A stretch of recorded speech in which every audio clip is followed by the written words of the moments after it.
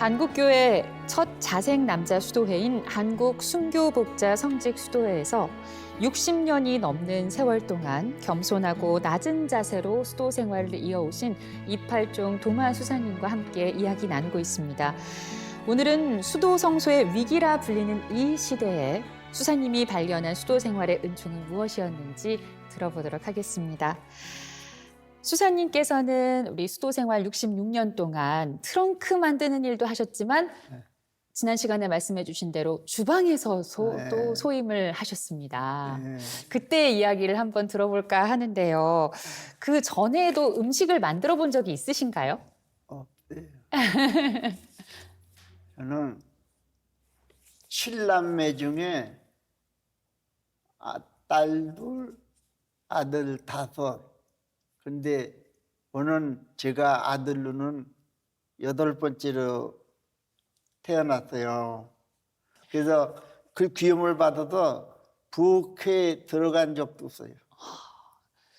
근데 주방을 이렇게 시키니까 그냥 열심히 아까 말씀드린 대로 창설 신부님 가장 좋아서 이렇게 했으니까 나는 그때 그렇게 고생도 됐지만 창설 신부님이 그래도 수녀원에 계실 때는 못 사도 수녀님들이 뭐 맛있는 반찬을 해서 잘해드렸을 거 아니에요. 근데 어떻게 그거를 57년 5월 4일 날 종신운동가 배량간 수도원에 와서 우리 남자들이 해준 밥을 잡수는 거예요. 난 그것만 봐도 창설 신부님은 정말 대단한 분이라고 그래요. 지금 생각해 보면 그래도 수도 생활에 아직 뭐 청년기라고 했죠. 17, 18, 19살 때니까 그때 지금 생각하면 창설 신부님의 수도 생활의 기초가 그때 그래도 다져지지 않았나 생각이 됩니다.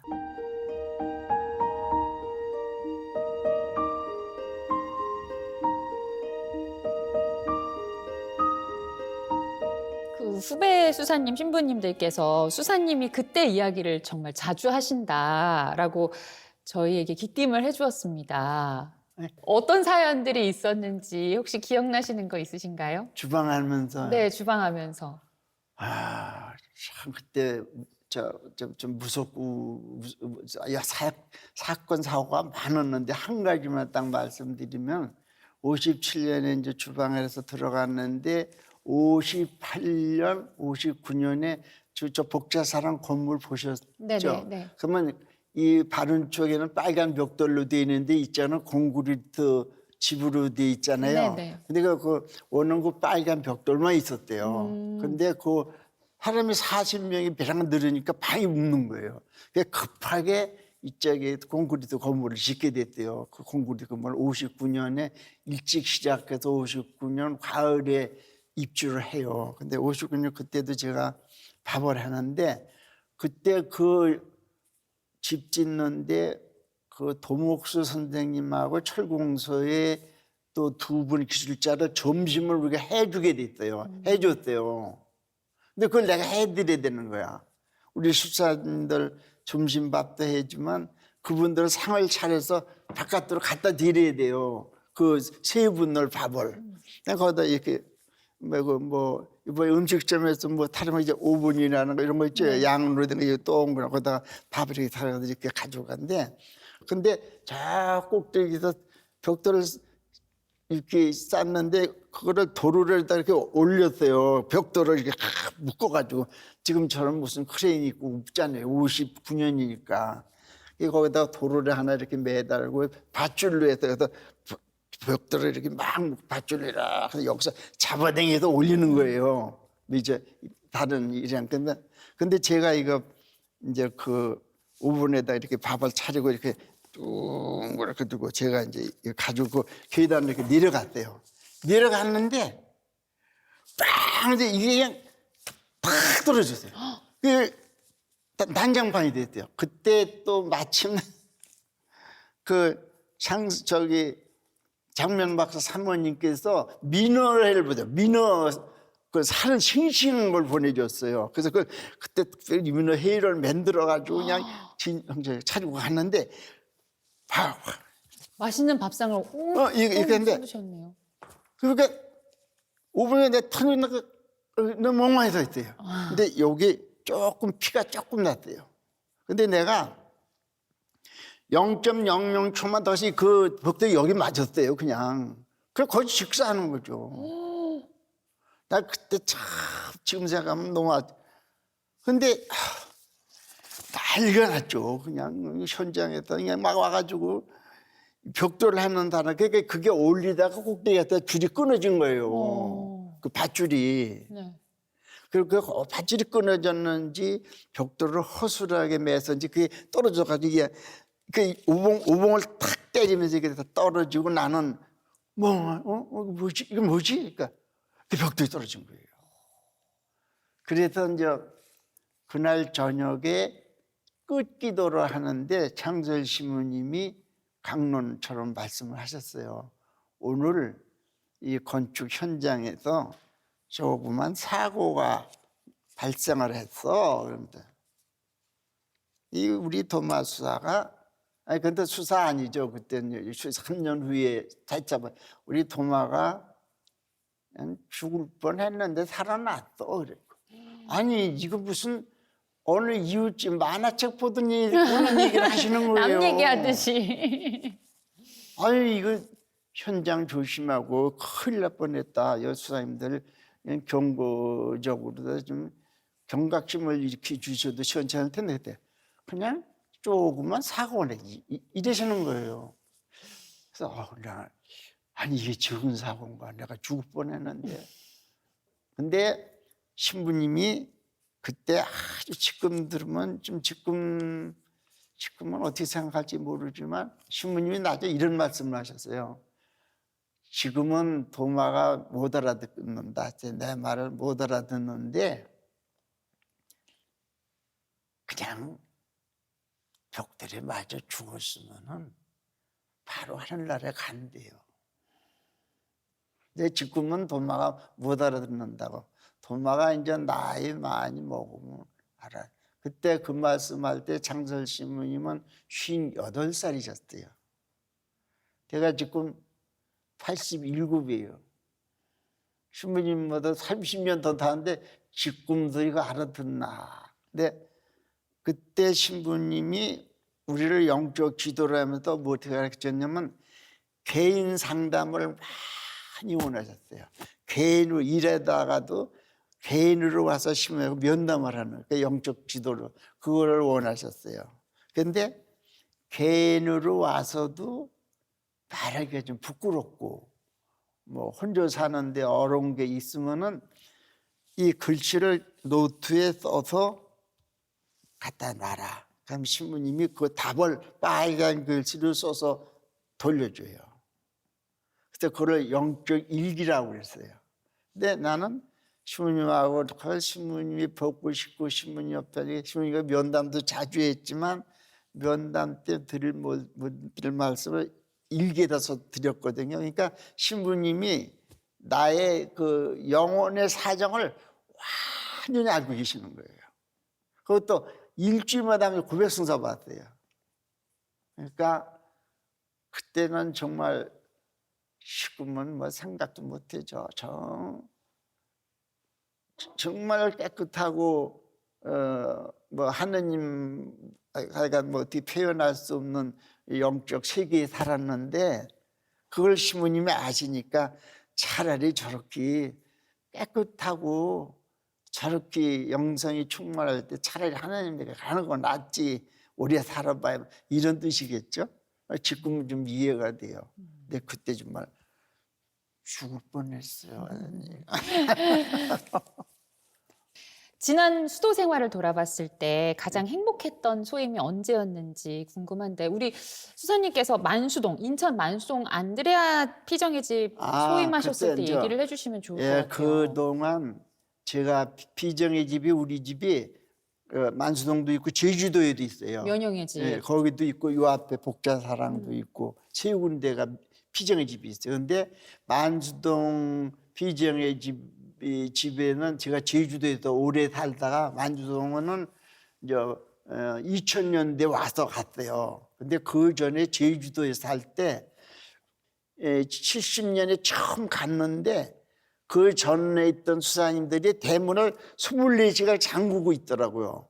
그러니까 수도원은 아무나 들어도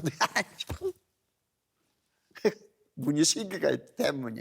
그래서 제가 가가지고 저 같이 사는 수사님하고 문을 탁 확 열어놔서 개방했다. 아무나 들어오게 하고 그때부터 저희들이 그 제사집이, 혼인집이, 장가간집이 다 저 방문을 했다. 가서 제사집 절도 하고 다 잔치 갔대요. 이게 이웃들이 아니 먼저 수사님들은 문을 다 걸어 잠그고 있는데 왜 그러냐고 그러니까 그때 이제 제가 아주 기발한 그 머리를 굴렸대요. 제가 70년대 갔는데 바티칸 제2차 바티칸 공회가 63년에 열리잖아요. 그러니까 7년 기간이란 말이에요. 그 기간이. 그 공회가 70년대도 공회 실천이 안 있잖아요. 그러니까 그때는 그 수사님들이 나빠서가 아니라 공회 전이라 봉쇄구역을 철저히 지켜서 그분들이 못한 거고 지금은 그의 지도가 밝혀져 나가는 겁니다. 그러니까 그래서 동네 주민들이나 본당시민한테 아주 높은 점수를 받았어요. 그게 행복했던 아주 시간이고요.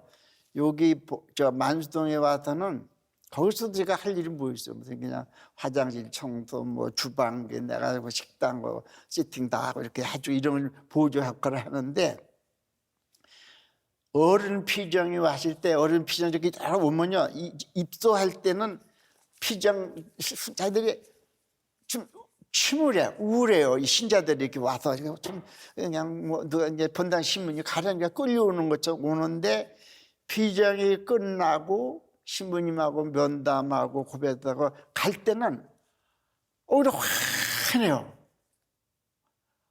그래서 이게 이런 분들이 하나님을 만나는 역할을 우리 피정에 의해서 우리 시민들 하고 있구나.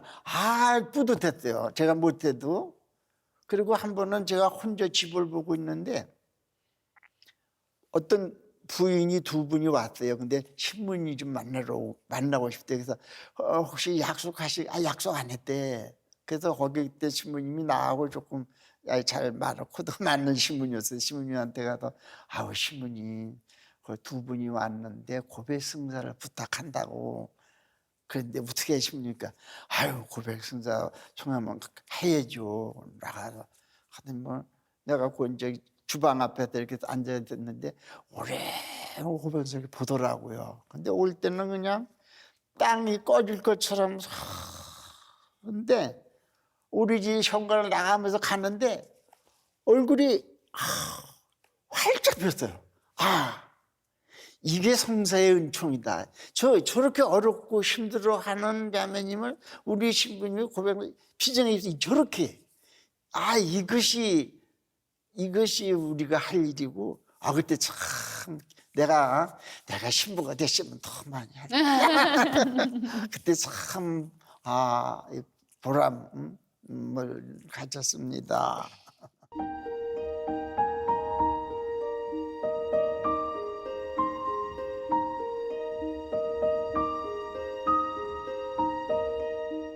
수사님, 수도에 최초로 금경축을 2010년에 맞이하셨습니다.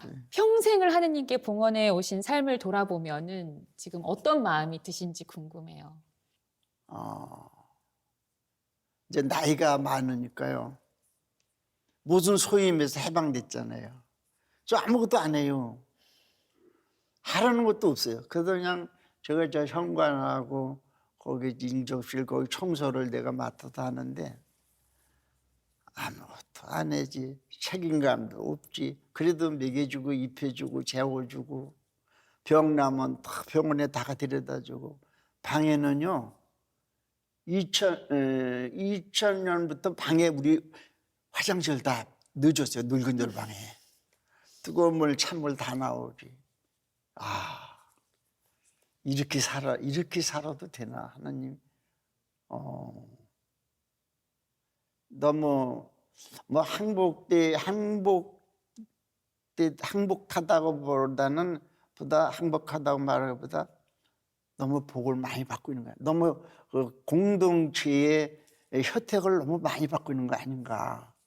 그래서 정말 행복하게 복되게 감사하게 살아야죠. 행복함보다 늘 감사하죠. 뭐. 그래서 아침에 저는 이제 5시에 일어나서 1시간 여고 와서 이렇게 묵상하는데 그냥 정말 감사하고 늙어서 이렇게 넘치게 이렇게 살아도 되는 건가.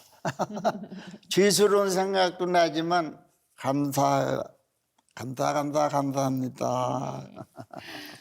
우리 수사님께서는 공동체, 형제들이랑 함께 지내는 시간과 이런 곳이 너무 좋다고 이야기를 꾸준히 해오셨는데, 하지만 이 수도원 생활이 공동생활이다 보니까 네. 형제들 간에 갈등도 있을 수 있잖아요. 이 갈등을 어떻게 풀어나가시는지도 궁금하거든요. 말도 못하죠. 네. 그 말 한번 며칠 그래서 공동체 이 수도원에서 대개 그만두고 가는 사람들 이렇게 얘기 들어보면요, 혼자 살기가 힘들어서 가는 사람보다 공동체 생활을 힘들어서 나가는 사람이 더 많아요. 그리고 공동체 수녀님들 수사도 사는 거 보면 이거 기적 아니에요. 이거 정말 어려워요. 어려운데 근데 창설신부님이 저한테 그런 걸 가르쳤어요. 이 수도 공동체 생활하기에 가형적 성격이 있다고 그랬어요. 수도 생활하기에 유리한 성격 가진, 나는 좀 그쪽인 것 같아요. 잘 어울리고, 그냥 조금 내가 지고 말지, 좀 양보가 이런 쪽이에요. 근데 특별히 이제 색깔이 뚜렷한 사람, 또 특수 기능이 있는 사람은 어렵죠. 그러니까 튀게 되니까. 근데 내가 수도원에 가겠습니다. 그러면 그 준비 서류를 먼저 보내거든요. 옷까지 뭐 준비하는 거에 거기 서류에 무슨 말이 나느냐면 형제가 수도원에서 허락이 된다면 무엇을 전공하고 싶습니까? 이런 질문이 하나 있어요. 항목이 있어요. 그러니까 자기가 사제면 사제, 기술자면 기술자, 음악이면 음악, 그거 써놓을 수 있어요. 그러니까 수도원에서도 공동체에서 보고 이 사람을 이쪽보다 키우면 참 좋겠다면 그 키울 수 있어요. 그러나 자기가 나는 이런 쪽의 방향에 재능이 있으니까 이들 키워주십시오. 이거는 안 되죠. 근데 그렇게 요구하는 사람도 있어요. 근데 요구하는 사람의 그 요구를 공동체에서 다 수용이 어렵죠. 거기 재정 문제도 있고 그 사람의 인격도 있고 그러니까 어려우니까 그 용납이 안 될 때도 있어요. 그러면 그것 때문에 나가는 사람들도 많아요. 근데 저는 다행히 아까 창설신부님이 신학교 거기 초미 학교라고 그래서 제 생활의 첫째 모토는 혼자 사는 것도 이제 순명이에요. 순명이 좀 어려워요. 순명. 자존심을 순명해야 돼요. 순명을 안 하면은 이 공동체가 어디다 그렇겠죠. 스님들도 그렇고. 저는 다행히 성격이 모나지 않고 또 특출나게 잘난 것도 없고 가진 것도 없고 그러니까 그냥 네 하다가 네로. 그래서 어떤 분은 수도생활이 뭐냐, 수도생활은 네로 시작해서 네로 끝나는 것이다 이렇게 말하는 분도 있어요. 저는 그런 형입니다. 수사님, 지금 젊은이들에게 사실 세상에 재밌는 것들이 너무 많고 네. 여러 이유로 종교의 회의감마저 느끼는 청년들이 있어요. 성소의 길을 고민하는 청년들과 후배 수도자들에게 들려주고 싶은 조언이 있다면 어떤 걸까요? 저도 처음에는요, 우리나라가 부자 나라가 됐잖아요. 살기가 좋잖아요.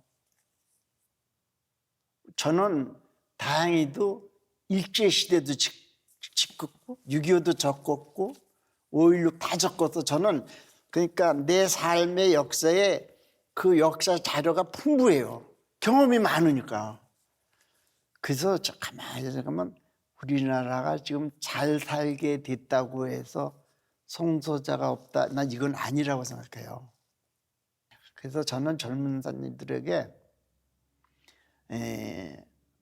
뭐 하여튼 뭐 행복 우리가 뭐 세상에 태어나 행복하게 살라고 하나님이 주었다. 행복 얘기하는데 저는 뭐 좀 거창한 얘기일런지 모르지만 행복은 물질적인 것으로는 완성이 안 되잖아요. 아무리 물질도 행복이 안 누려져요. 그래서 행복의 가치는 물질로만은 안 되기 때문에 행복, 정신적 가치를 정신적 양식이 채워지기 이전에는 행복이라는 게 없는 거 아니야. 그 저는 얘기하고 싶어요.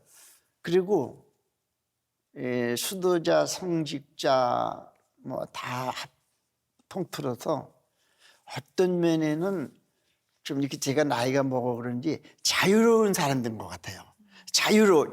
어느 것에 이렇게 뭐 얽매일 필요 없잖아요. 아까 말씀드린 대로 먹여주고 재워주고 입혀주고 다 해주는데 어디 뭐 돈이 필요 있나 뭐 옷이 필요 있나 옷은 요새 너무 흔해. 옷은 많아. 다 먹여주고 어디에 집착할 데가 없어요. 행복이라는 것이 어떤 부분에서 자유로워질 때 행복이 오는 거 아닌가. 뭐 아들을 공부시켜야 된다. 나는 어디 대학에 가야 된다. 어디 그 집착하고 막 할 때 자유롭지 않을 때 행복이 올까.